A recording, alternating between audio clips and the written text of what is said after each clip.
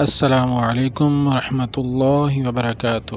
تمام ویورز کیسے ہیں؟ امید ہے سب خیریت سے ہوں گے۔ اللہ تعالیٰ سب کو صحت والی ایمان والی زندگی دے، آمین۔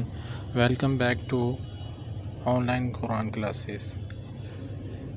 اچھا، ہمارا اگلا جو لیسن ہے لیسن نمبر 5 ہے، سبق نمبر 5، ٹھیک ہے۔ حرکات کا بیان شروع ہو رہا ہے ہمارا۔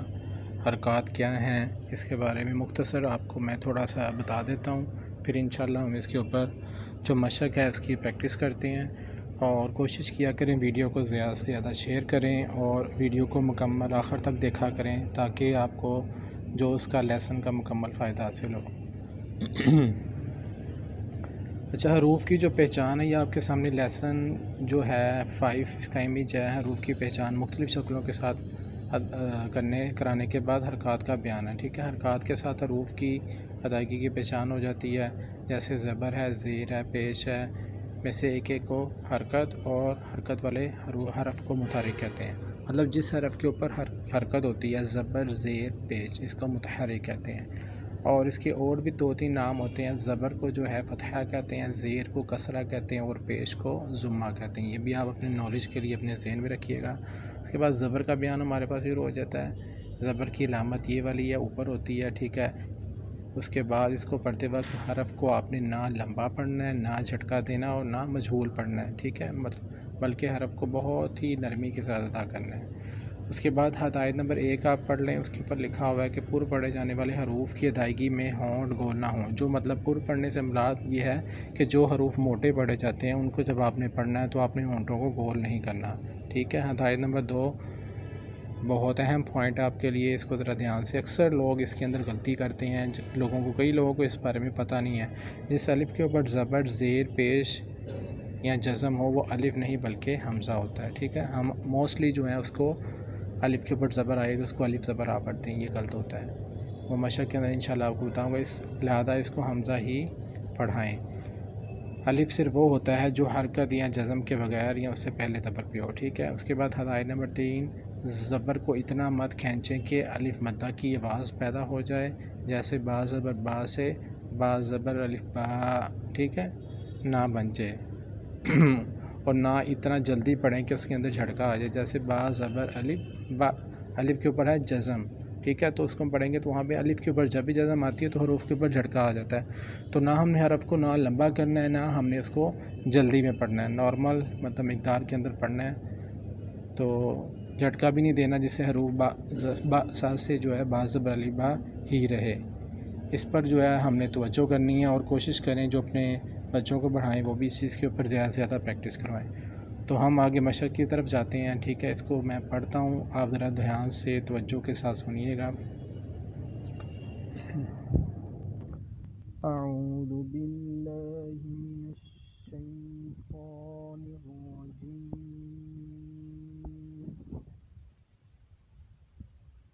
بسم اللہ الرحمن الرحیم۔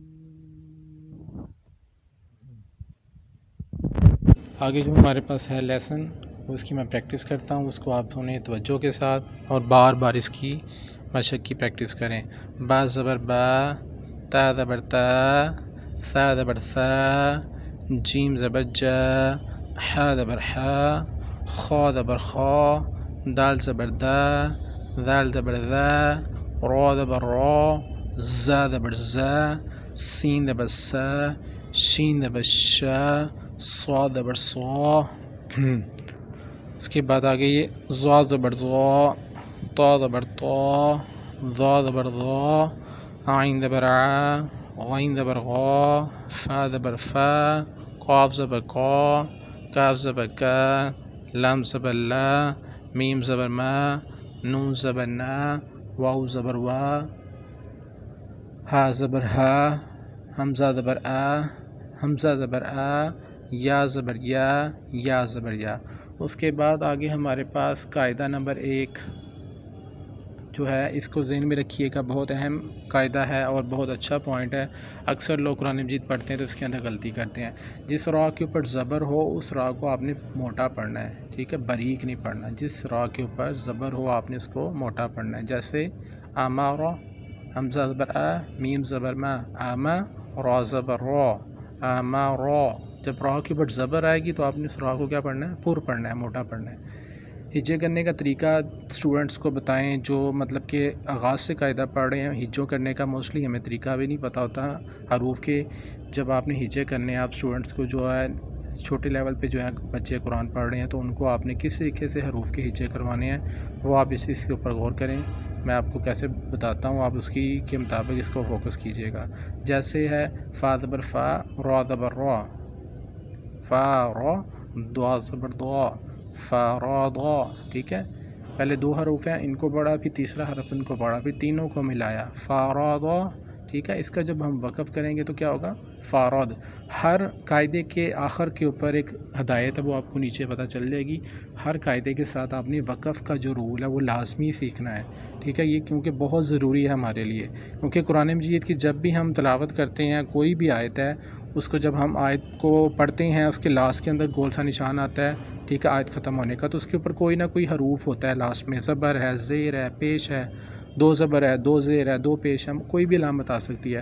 تو اس کنڈیشن کے اندر ہمیں پتہ ہونا چاہیے کہ زبر کے اوپر وقف کیسے کرتے ہیں، زیر کے اوپر وقف کیسے کرتے ہیں، پیش کے اوپر کیسے کرتے ہیں، دو زبر کو کیسے بدلتے ہیں، یہ ساری انشاءاللہ آگے تفصیل آئے گی۔